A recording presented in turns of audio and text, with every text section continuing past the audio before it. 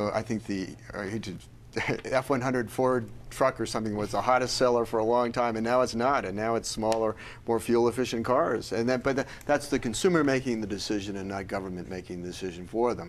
I think that the role of the federal government right now in terms of energy is encouraging exploration and production of oil and gas, but not providing subsidies for things like corn-based ethanol. It is wrong from the standpoint, it's morally wrong, I feel, to use food as an energy source.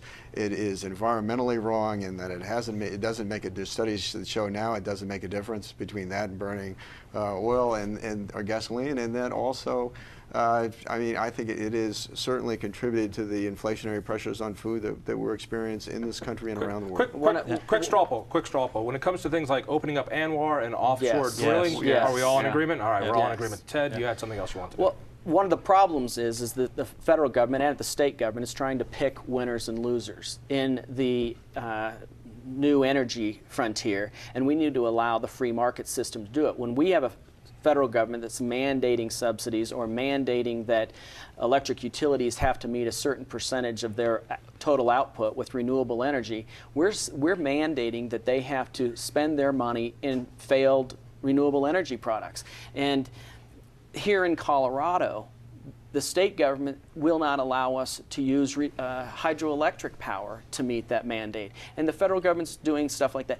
It's the radical environmentalists that are saying we're going to push government to choose winners and losers in the free market system. And we need to get government out of the way. The United States entrepreneurs have provided greater amounts of environmentally friendly technology than all the rest of the countries in the world combined because of our free market system. When you let the free market system work, our entrepreneurs will go out there and provide the technology to do it. I'm going to keep trying to find the differences between the four of you. What's the differences, Well, Mr. Armstrong? I'm clearly against the government playing a role in this, you know, to any large degree. I think that the problem has been that there's been too many mandates on Detroit, too many picking winners and losers. I think that that's true. And unfortunately, there's kind of this false dichotomy or false choice that somehow we say we can't be responsible in terms of alternatives and traditional energy. And I just think that that's something that, first of all, we must do, but it's something we can do. I mean, that's the great thing about America is that we do have entrepreneurs. We do have people that will, I think, tackle this problem head on because it's in their interest to do it. And that's why I'm optimistic about America. I think what distinguishes me from this great group of guys is my experience. Like I said, my master's is in this field. My expertise in the legislature. I've served 7 years on the Agricultural, Natural Resource, and Energy Committee. I have been fighting these issues in the legislature for 7 years. I hate to differ because my Toyota 4Runner just went over 200,000 miles. I don't think any of you have. I'm getting close. Let's bring over to Steve. Lots of points, John. First of all, we're all in agreement. We've all been on record as opposing subsidies for corn-based ethanol fuels for cars. But let's also be clear, we are subsidizing with our tax dollars the current failed energy policy of the United States. Remember when we reflagged Kuwaiti tankers and put American flags on them? We have been subsidizing the current policy of buying more oil from the Arabs and from the Middle East for years, and there is a cost that is not internalized in the cost of a gallon of gasoline, and if it were, it would be substantially higher. So we are currently subsidizing our failed national energy policy, and I disagree with Wil. This is something that the government can work to solve.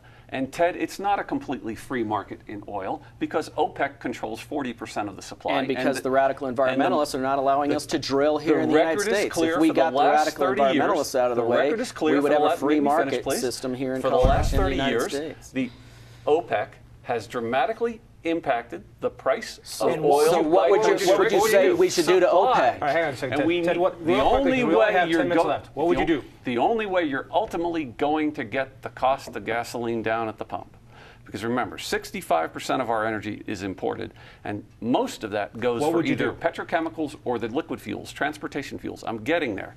And the only way you're going to get the cost of fuel down at the pump for the American consumer, for the American taxpayer, is not to just find alternative sources of oil. And we're all in agreement that we need to drill an ANWR. But you need to find an alternative fuel that can compete. And what's government's oil. role? Will you put a subsidy towards finding that? Please, briefly, would you want to put a subsidy? Would I advocate something on the order of the Manhattan Project or the Moonshot to find an alternative fuel that works for America? Absolutely. And what is that alternative fuel? You know, I don't know. One of the proposals I'm looking at is the flex fuel proposal, right, where so you mandate. You believe it's government's role to choose the next technology. Let's bring it over here, Ted. No, I do all not. I'm saying is that I think if you allow cars, Thomas Friedman came up with the line, "We're funding both sides of the war," and he wrote that in an article in the New York Times in September of 2005. Steve can use that line as his moniker, but Friedman also wants to have a $1 gallon of gas tax increase to fund these new government programs and to lower the use of gas. Is Steve supporting that to fund his Manhattan Project? I certainly don't believe government should be funding those programs. We should be getting out of the way and allowing our entrepreneurs, our incredible free market system, to come up with new ideas to be able to provide those. And when you have gas prices at this level, you are going to have a few minutes left. We're going to have to kick it in high gear here. John, I trust people. I trust my neighbors. I trust Main Street. I think that consumers make the right choices, and when consumers are given the opportunity to choose between two choices, they'll pick the one that's best for them. And I think it's that kind of market discipline that's going to ultimately solve this. I mean, throwing more government at it, billions of dollars, is the worst idea. Well, we've got multi-billion-dollar corporations doing research here in Colorado, far more significant way the government can ever do. So I think that it's a question of when these alternatives become price competitive, and the market will determine that. What we need today is we need more supply to stabilize price, and that's what matters to the pocketbooks of the families of the 6th Congressional District. And a strong dollar policy. It's loosely analogous, but look at what has been done with government mandates on air quality with regard to automobiles. We have largely cleaned the air because we have mandated tailpipe standards for cars, and it has worked. And when you amortize the cost over the millions and millions of cars that we've built, the cost per car to the consumer is quite low. And there are other fixes similar to that that can be looked at with regard to fuels. All right. Because of that, quick straw poll. CAFE standards. Our president has just increased the CAFE standards from 25 miles a gallon to 35 over a certain amount of years.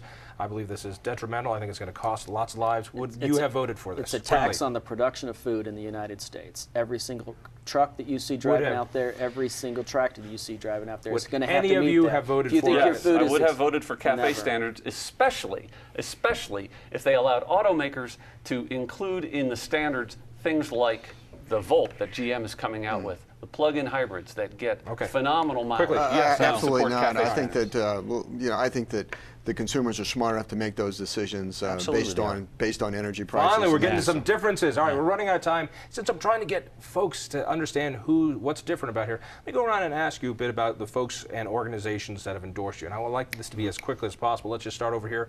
I think we can judge by the company you keep. Who's the company that's been endorsing you? Let's go around the table real fast. Well, the people that I'm most proud of that are supporting me are the 242 volunteers I've had active in my campaign. I mean, I think that the Republican Party has been corrupted by power, just as the Democrat Party has in Washington. And I think that people are looking for something different, John. They're looking for new leadership.